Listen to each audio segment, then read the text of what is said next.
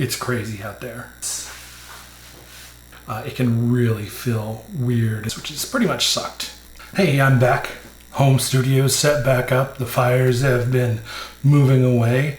And today I'm going to share my overdue 8-week update with you. Going to cover an awesome non-scale victory, the weight change so far, and the struggles I've been having. Interested? Let's go.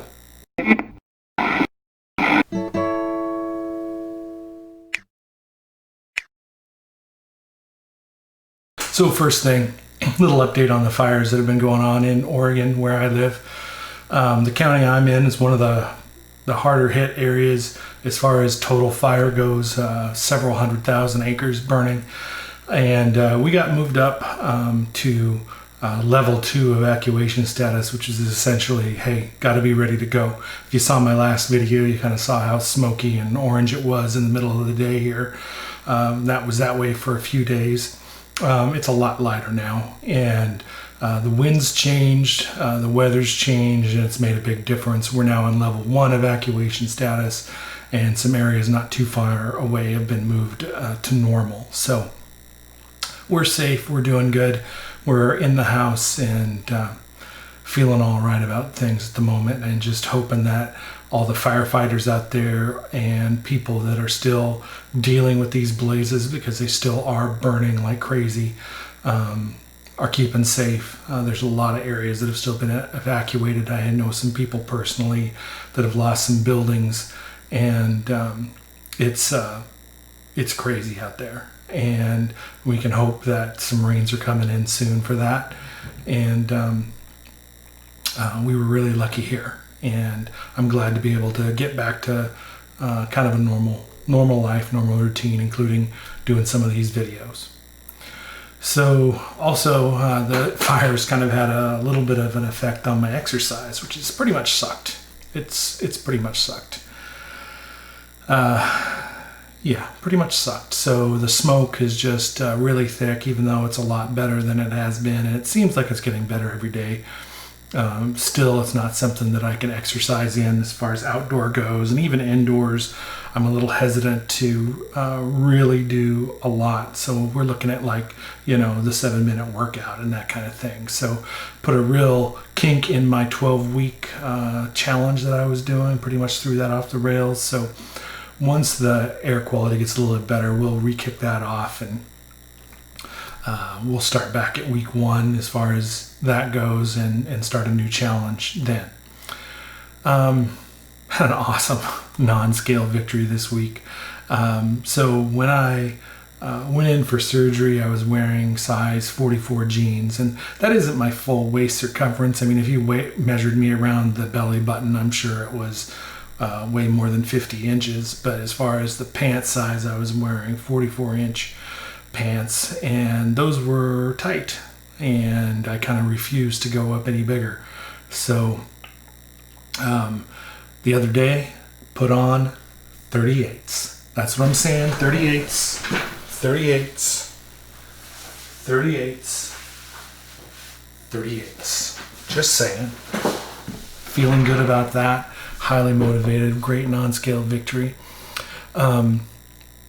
And as far as total weight loss in surgery, so I had my surgery on July 16th, and I'm down 46 pounds since surgery, and overall since July 2nd, which is basically when I started my pre-op diet, I'm down 56 pounds. So can't be upset about that. Weight loss has been pretty steady, between 2.5 and 4.5 pounds a week over the last few weeks, and that's just fine with me. Totally down with that.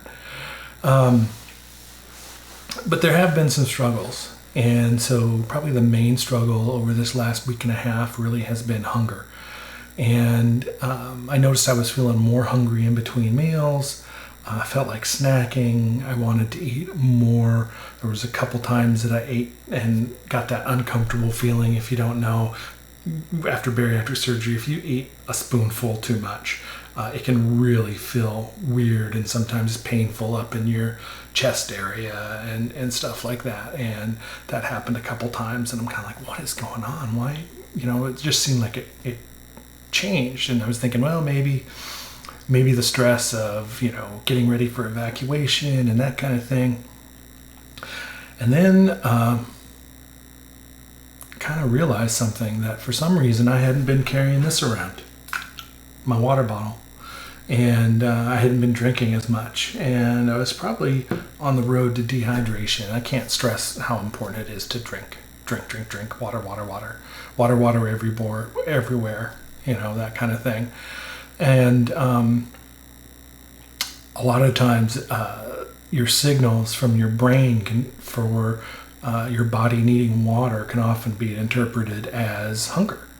And I think that's what was going on. And once the last couple of days, I noticed this a few days ago, so I started upping my water intake back to where it was. And that has totally leveled out my hunger to what it was prior to that. So I really do think it was a water thing there. So again, can't stress how important it is to keep drinking that water. So that's basically my update. And I just wanted to also tell you about some upcoming videos that I'm recording. I'm going to be recording my top 10 pre-surgery tips for people who are considering the surgery, haven't had the surgery yet. What things would I recommend that you do before you have the surgery? I'm going to also be demonstrating my favorite bariatric breakfast, and you'll find out what that is when I do it, but we'll be doing a little cooking demo of my favorite breakfast. And then also I've got my top 5 post-surgery tips so far. And I say so far because obviously I'm only 8, almost 9 weeks into this. I'm going to learn more along the way. It's a constant learning process, but there are some lessons learned and some tips that I want to give along as well. So that's really it for this update. Stay tuned for those new videos. Until next time, take care.